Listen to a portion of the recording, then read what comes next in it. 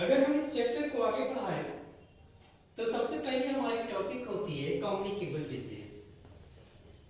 आपको मैंने कुछ देर पहले भी बताया, कम्युनिकेबल डिजीज उस डिजीज को कहा जाएगा जब कोई व्यक्ति किसी डिजीज से सफर कर रहा हो और उसके संपर्क में आने के बाद अगर वो बीमारी दूसरे व्यक्ति को भी लग जाए तभी वो बीमारी हमारी कम्युनिकेबल डिजीज या इन्फेक्टियस डिजीज कहलाएगी।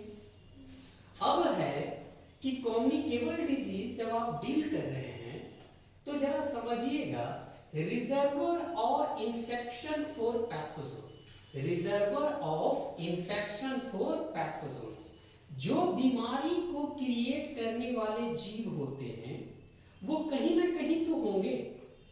जहां पर वो हैं उसको रिजर्वर कहा जाता है। रिजर्वर में जहां पर वो होंगे उस बीमारी से रिजर्वर कभी सफर नहीं करता, रिजर्वर सफर नहीं करता। सपोज कीजिए कि मैं एक पर्सन, मेरे अंदर कुछ डिजीज कॉजिंग ऑर्गेनिज्म है और वो मेरे अंदर रहता है पर मेरे को वो कोई इंफेक्शन नहीं करता, तो then I am the reservoir of that pathogen.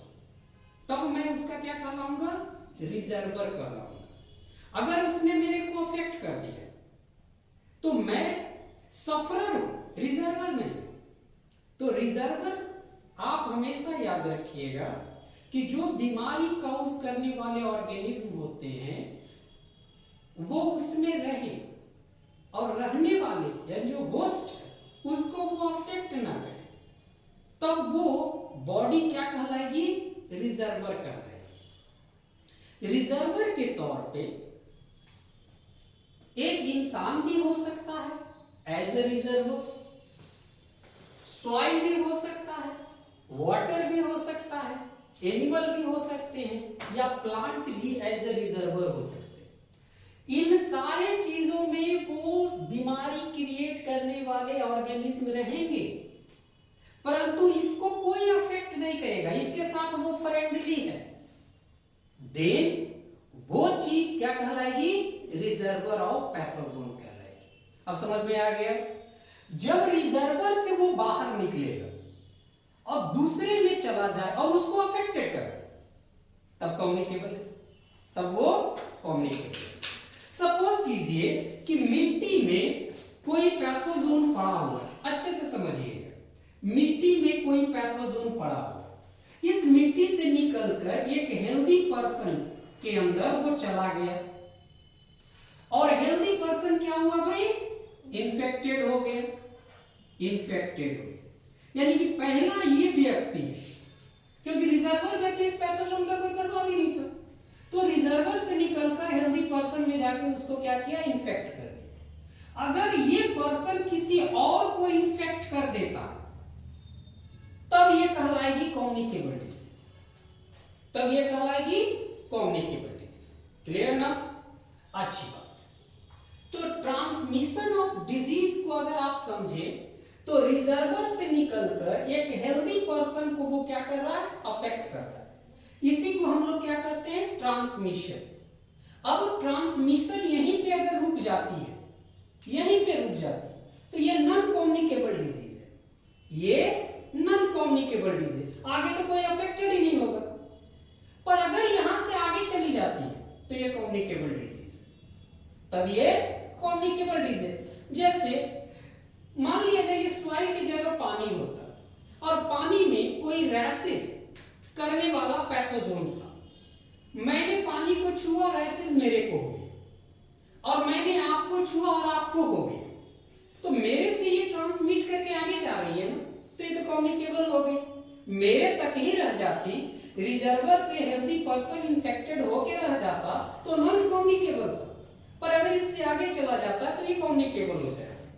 अच्छी बात। अब हम लोग समझेंगे कि ये डिजीज किस तरीके से ट्रांसमिट करती है, कम्युनिकेबल डिजीज किस तरीके से ट्रांसमिट करती है, आगे कैसे जाएगी। सपोज कीजिए कि ये सॉइल से निकलकर एक हेल्दी पर्सन को इंफेक्टेड किया और हेल्दी पर्सन से डायरेक्ट कोई पर्सन उससे संपर्क में आया, बिना किसी एजेंट के डायरेक्ट, मतलब infected person to another healthy person get infected. एक तो हेल्दी पर्सन है यहाँ पे, वो इसके संपर्क में आया और वो भी क्या हुआ, इन्फेक्टेड हो गए, तो उसे हम लोग कहेंगे डायरेक्ट ट्रांसमिशन। क्या कहेंगे, direct transmission without any agent. जिस व्यक्ति को बीमारी हुई उस व्यक्ति से दूसरे व्यक्ति में बिना किसी एजेंट के अगर बीमारी चली जाती है तो उसे हम क्या कहेंगे, डायरेक्ट ट्रांसमिशन। क्लियर बेटा, अच्छी बात। डायरेक्ट ट्रांसमिशन में कांटेक्ट विद इन्फेक्टेड पर्सन हो सकता है। मेरे को इन्फेक्शन लगा और आपसे मैंने हाथ मिलाया, मेरे को रिंग बॉम्ब, मेरे को खुजली है, कल है, रिंग बॉम्ब है ना, और मैंने आपसे हाथ मिलाया और आपको भी ये बीमारी लग गई, तो ये तो डायरेक्ट कांटेक्ट के थ्रू हुई है ना। डायरेक्ट ट्रांसमिशन का एक रूप हुआ डायरेक्ट कांटेक्ट। तो डायरेक्ट कांटेक्ट में कौन कौन सी बीमारी आते हैं बेटा, रिंग बॉम्ब, एथलीट फुट, जो धावक होते हैं ना उनके पैरों में ये बीमारी लगती है। आप भी लोग भी कभी कभी सफर करते होंगे इस बीमारी से, पानी लग जाना। ओके, बार्बर्स इचेस, ये भी एक बीमारी है जिसमें बहुत ज्यादा है ना सर खुजलाता है। ठीक है, अब हुआ क्या भैया, चिकन पॉक्स, मेरे को चिकन पॉक्स हो गई, मैं आपके डायरेक्ट संपर्क में आया, मेरे को लगा, मैंने आपसे हाथ मिलाया, मेरा चिकन पॉक्स का लेसेंस लस्सा आप में लगा और आपको भी हो गई, डायरेक्ट कांटेक्ट है चिकन पॉक्स। स्मॉल पॉक्स, साइफिल मैंने बताया था, एक रिप्रोडक्टिव डिजीज है जो फीमेल के रिप्रोडक्टिव ट्रैक्ट में होते हैं, इन्फेक्शन लग जाती है। मैं ऐसे किसी व्यक्ति के साथ संपर्क में आ गया, मैं उससे जैसे ही मेरा पेनिस उसके वैजाइनल ट्रैक्ट के अंदर गया, मेरे को बीमारी लग गई, तो डायरेक्ट हुई ना, डायरेक्ट ट्रांसमिशन थी, पर्सनल कांटेक्ट से थी, तो उसे हम इस कैटेगरी में रखेंगे। तो कौन कौन सी बीमारी हुई भाई डायरेक्ट कांटेक्ट से, तो रिंग बॉम्ब, एथलीट फुट, बार्बोसिचेस, chicken pox, small pox, syphilis या फिर गोनोरिया। गोनोरिया भी एक फीमेल रिप्रोडक्टिव ट्रैक्ट में इंफेक्टियस डिजीजेस है। अगर मैं किसी इन्फेक्टेड फीमेल के संपर्क में आ जाऊं तो डायरेक्टली मुझे भी वो बीमारी लग जाएगी, तो मैं तो डायरेक्ट संपर्क में आया, मेरे को बीमारी लग गया, डायरेक्ट ट्रांसमिशन था with the contact to contact वाले, कोई एजेंट बीच में। ओके, ड्रॉपलेट इन्फेक्शन, सपोज कीजिए मेरे को कोई बीमारी है और मैंने यहाँ पे छींक दिया, खांस दिया, बीच में कोई एजेंट नहीं था, मैं जो छींका, जो मैं खांसा, तो मेरे जो वाटर ड्रॉपलेट से वो आप तक डायरेक्ट पहुंचे बाय द फोर्स, और आप भी उससे सफर कर जाते हो, तो कोई एजेंट नहीं था बीच में, ये डायरेक्ट ट्रांसमिशन हुआ एक इन्फेक्टेड पर्सन से दूसरे हेल्दी पर्सन में, जो कि उसको भी इन्फेक्ट कर दिया। क्लियर है, अच्छी बात। तो ड्रॉपलेट इन्फेक्शन में हमारे पास कौन कौन से आते हैं, diphtheria, scarlet fever, influenza, common cold, tuberculosis, pneumonia, ये सारे ऐसी बीमारियां हैं जिसमें जो व्यक्ति सफर करता है, जब वो खांसता है, छींकता है, थूकता है, तो उससे जो वाटर ड्रॉपलेट्स निकलते हैं वो एक हेल्दी पर्सन के ऊपर गिरते हैं, हेल्दी पर्सन देन अफेक्टेड हो जाता है। ओके, अच्छी। कांटेक्ट विद स्वाइन, बहुत सारे ऐसे डायरेक्ट ट्रांसमिटेड डिजीजेस हैं जो कि मिट्टी में उसके पैथोजोन्स रहते हैं और आप और हम डायरेक्ट उसको छूते हैं और वो बीमारी मुझे लग जाती है। जैसे कि आपने सुना होगा कि कभी भी आपको कट छट जाए तो टेटनस का सुई ले लीजिए, क्योंकि टेटनस का जो वायरस है वो उसी मिट्टी में है। अगर आपके ऊपर कोई इंजरी होती है, आप मिट्टी को छू देते हो, तो आपको भी वो लग जाएगी। तो डायरेक्ट वो बीमारी मिट्टी से एक हेल्दी पर्सन को लग गई, कोई बीच में एजेंट नहीं था, कोई बीच में एजेंट नहीं। तो डायरेक्ट ट्रांसमिशन का ये एक रूप है ना भाई, कि मैं मिट्टी के संपर्क में आई और मुझे बीमारी लग गई। और टेटनस बहुत ही खराब बीमारी होती है। टेटनस न हो इसके लिए इंजेक्शन है, वैक्सीन है, पर टेटनस हो जाए तो फिर उसकी कोई क्योर नहीं है अभी तक साइंस में। फिर भैया आपको मरना हो। और टेटनस के जो पेशेंट होते हैं जब मरते हैं ना, तो उनके बॉडी के जो मसल्स होते हैं वो सड़ जाते हैं, पल पल, जैसे आलू पकता है कैसे, जहां से पकड़िएगा वजह से कबड़ जाएगा। इसीलिए इस व्यक्ति के बॉडी को पेरेंट्स को भी नहीं दिया जाता, इसे पूरी तरीके से, है ना, न्यूट्रलाइज कर दिया जाता है, जला के खत्म कर दिया जाता है। क्योंकि अगर वो टेटनस वाला बॉडी अगर पेरेंट उसके गार्जियन को दे देंगे तो जितने लोग उसके संपर्क में आएंगे, किसी का भी कटल छटल रहा तो सबको टेटनस हो जाएगा। समझ गए? ये हाईली फैलने वाली बीमारी हो जाएगी। ठीक है, अच्छा। फिर एनिमल बाइट्स, बहुत सारी डायरेक्ट ट्रांसमिटेड डिजीज ऐसी हैं जो जानवरों के काटने से डायरेक्ट हो जाता है। यानी कि जानवर एज ए रिजर्वायर है, उसके अंदर वो पैथोजोन है, मे भी उसे अफेक्ट करे ना करे, और वो जानवर आपको काट लिया। जैसे कि बहुत ही बेस्ट और कॉमन एग्जांपल हमारे पास आता है, क्या, कौन सा बेटा? एनिमल बाइट्स का हाइड्रोफोबिया। कौन सा? हाइड्रोफोबिया। हाइड्रोफोबिया हम उस बीमारी को कहते हैं बेटा जो कुत्ता आपको काट लेता है और आपको रेबिस हो जाता है। रेबिस का ही नाम है हाइड्रोफोबिया। ठीक है, जिसमें पानी से बहुत डर लगता है, आदमी पागल हो जाता है, दिमाग की न्यूरॉन्स मरने लगती है, इंसान रिटार्डेड होने लगता है और फाइनली पगला पगला के कुत्ते की तरह मर जाता है। तो ये बीमारी आपको डायरेक्ट हुई उस कुत्ते के काटने से, बीच में कोई एजेंट नहीं था। आप हेल्दी पर्सन थे, कुत्ता इन्फेक्टेड था, रिजर्वायर था, आपको कुत्ते ने काटा, आपको रेबिस हो गया। ओके, डायरेक्ट बीमारी। थ्रू प्लासेंटा, बहुत सारे ऐसे ट्रांसमिटेड डिजीजेस हैं जो प्लासेंटा के थ्रू भी फैल जाते हैं।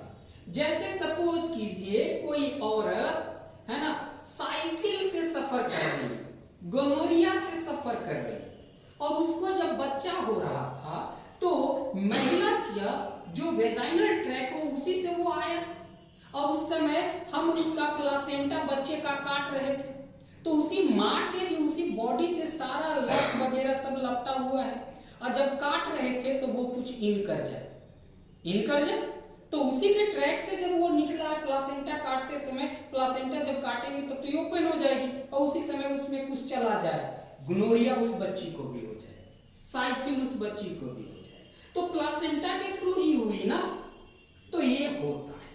ओके, अगर आप ट्रांसमिशन ऑफ डिजीजेस का दूसरा रूप देखें तो इनडायरेक्ट ट्रांसमिशन है, मतलब कि डायरेक्ट रिजर्वायर से, है ना, ये हेल्दी पर्सन को होगी नहीं होगी जब तक कि बीच में कोई एजेंट ना आ जाए। एक इन्फेक्टेड पर्सन से दूसरे पर्सन को ये तभी होगी जब बीच में एक एजेंट आए, यानी कि वो उसको कैरी करेगा। क्या करेगा? कैरी करेगा। यानी कि ये होता है डायरेक्ट ट्रांसमिशन मतलब विदाउट एजेंट, और इनडायरेक्ट ट्रांसमिशन मतलब विथ एजेंट। यहां पर एजेंट होना है, जैसे, है ना, आर्थ्रोपोडा वेक्टर हो सकते हैं, यानी कोई एजेंट के तौर पर इंसेक्ट हो सकता है। सपोज कीजिए कि आप एक इंसेक्ट को कल्पना करो जो कि आपको कोलेरा, टाइफाइड, डायसेंट्री या ट्यूबरकुलोसिस दे रहा है। सपोज कि किसी व्यक्ति को टीबी थी, उसने पुणे में जाके थूक दी, वहां पर एक मक्खी जाकर उसके स्पुटम पे बैठा, मक्खी के बॉडी में उस ट्यूबरकुलोसिस का जो वायरस था वो लग गया और आके वो खाने पे बैठ गया, हमने खाया, हम भी अफेक्टेड हो गए। यानी कि वो पर्सन से डायरेक्ट नहीं आया, पर्सन से उस हेल्दी पर्सन में तब आया जब इस इंसेक्ट ने बीच में एक मीडिएटर का काम किया विद द एजेंट। तो किसी को कॉलरा हो जाता है, टाइफाइड हो जाता है, डाइसेंट्री हो जाता है, तो ऐसी स्थिति में क्या होता है कि अगर पानी में मिल जाए और वो पानी हम पी लें तो मुझे हो जाएगी, है ना। कोई इंसेक्ट वगैरह उस पे बैठ के मेरे खाने के पास आ जाए, मेरे खाने में उस चीज को मिला दे तो मुझे हो जाएगी, यानी कि इंसेक्ट वहां पे as agent. Arthropods vector. Vehicle borne method. Vehicle borne method कहने का मतलब होता है जो बीमारी आपके इंटेस्टाइन या एलिमेंट्री केनाल से होते हुए हो। ये कैसे हो सकता है? आपके एलिमेंट्री केनाल में कोई चीज कैसे जा सकती है? तो खाना के थ्रू जा सकती है, पानी के थ्रू जा सकती है, बर्फ के थ्रू जा सकती है। अगर इसको हम खाते रहेंगे, मान लिया जाए कंटिमिनेटेड खाना खाए और हमको बीमारी लग जाए, that's goes with the alimentary canal ना, तो इसको हम लोग कहेंगे vacuole borne method. Vacuoles born method जो एलिमेंट्री केनाल के थ्रू होते हुए आपको अफेक्टेड करती है। और उसमें कौन सी तीन चीजें होंगी? खाना, पानी और बर्फ, यही तीन चीजें होती है बेटा। इसमें आपको डाइसेंट्री हो जाती है, कॉलरा है, टाइफाइड है ना। ये सारी बीमारियां ऐसी हैं जो कि खाने पीने के कारण भी हो सकती है। ओके बेटा। अच्छा, एयरबॉर्न मेथड जो इनडायरेक्ट ट्रांसमिशन वाली डिजीज जो एज ए एजेंट एयर को प्रीफर करती है, हवा को प्रीफर करती है, यानी कि हवा एज ए मीडिएटर होगा उस बीमारी को स्प्रेड करवाने, उस बीमारी को फैलाने। तो ऐसी बीमारी हमारे पास है जैसे कि टाइफस। मैंने कहा कि बहुत सारे जानवर एक्सक्रीटा वगैरह कर देते हैं, जब वो सूख जाता है तो हवा उसको उड़ा के लेके चली जाती है और वो किसी व्यक्ति विशेष के अंदर अगर चला जाए तो वो एक बीमारी क्रिएट करेगी। तो उस व्यक्ति के अंदर ये बीमारी किसने लाई? एक एजेंट ने लाई। वो एजेंट कौन था? एयर। तो इसे हम लोग कहेंगे बेटा airborne method, indirect transmission disease. Okay. Fomite born method, यानी कि जो आपके, है ना, आपको बीमारी तब लगे जब एजेंट के तौर पर एक कंटिमिनेटेड आर्टिकल्स हो। सपोज कीजिए कि आपको कोई बीमारी थी, आपने जिस तौलिया का इस्तेमाल किया उसी तौलिया का इस्तेमाल मैंने कर लिया, तो ये बीमारी उस तौलिए के थ्रू आई मेरे, तो इसको हम लोग क्या कहेंगे बेटा? Foamic born method. तो रुमाल से, तौलिए से, कपड़े से, या आप जिस ब्लेड से दाढ़ी बनाए उस ब्लेड से मैं बनाया, आपको एड्स था, मेरे को एड्स हो गया। समझिए, आपको साइकिल थी, मेरी कच्छा सूखी नहीं थी, मैंने आपका जंघिया पहन लिया, मेरे को हो गया। तो ये तो आर्टिकल के थ्रू हुआ ना, यूटेंसिल के थ्रू हुआ ना, चीजों के थ्रू हुआ ना। तो अगर कोई ऑब्जेक्ट के थ्रू आती है, आर्टिकल्स के थ्रू आती है, यूटेंसिल के थ्रू आती है, चाहे वो पहनने वाला हो, खाने वाला हो, पीने वाला हो, किसी तरीके का हो, तब वो कहलाएगा बेटा फोमिक बॉर्न मेथड डिजीज। ऐसी भी बहुत सारी बीमारियां हैं जो हम लोग को, जैसे मैंने अभी बताया, गोनोरिया, साइफिल, अगर एक बहन को है, दूसरी बहन उसका कपड़ा यूज कर ले, आपको अभी कोल्ड, है ना, सर्दी हो गई है, आपने जिस रुमाल को इस्तेमाल किया, मैं कर लूं, मेरे को हो जाए, तो आपने ड्रॉपलेट्स मेरे ऊपर नहीं छोड़ा,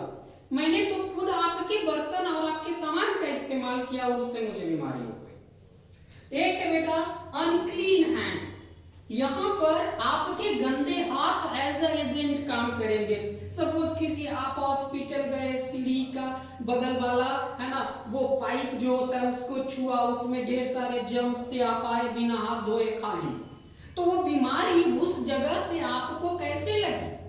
आपका एजेंट आपका हाथ बन गया उस बीमारी को आप तक पहुंचाने के, तो उसे कहेंगे हम अनक्लीन हैंड के थ्रू इनडायरेक्ट ट्रांसमिशन हुई उसके।